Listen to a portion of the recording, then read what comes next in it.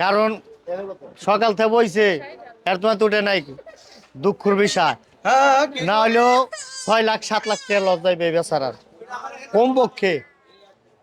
উনি বলতেছে ওনার লস হয় না, আপনি এখন তো কই বই রে ভাই, এখন উঠতেছে না, এনতে বুঝেন নাই।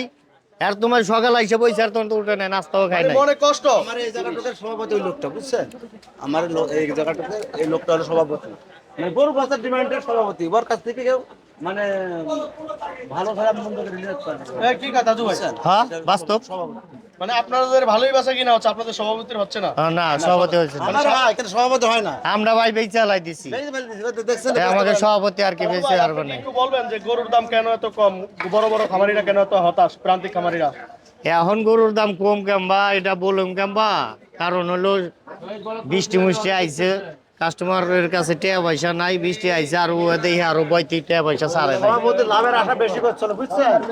এই সভাপতি লাভের আশা বেশি করছিল সেদিন, আর আমরা লাভের আশা করিনি, আমরা ধাপ ধুপ করে বেশি ঠিক চলে গেছি। আল্লাহর রহমতে করে বেচা কিনা সব লাভ। লাভের আশা বেশি করতে 7 লাখ টাকা। হ্যাঁ 7 লাখ টাকা ধরা গেছে সভাপতি, আল্লাহ মাফ কিন্তু করবে। আমরা ওই লাভের আশা করি না, আমরা সীমিত লাভে খাইয়ে দিয়েছি মাল, আমার বেচা কিনা হয়ে গেছে। এই দাদু ভাই, ইন্ডিয়ার গরু আসার কারণে নাকি গরুর দাম কমছে, এটা নিয়ে কোন রাখা? ইন্ডিয়া ভাই, এই বাংলাদেশে গরু আর বাংলাদেশে যে গরু আছে এই গরুই তো পুরাই না, আবার ইন্ডিয়ার গরু ধরে কেমবা, ইন্ডিয়ার গরু ধরে কেমবা, সবই তো দেই বাংলাদেশের গরু, ইন্ডিয়ার গরু কোনটা?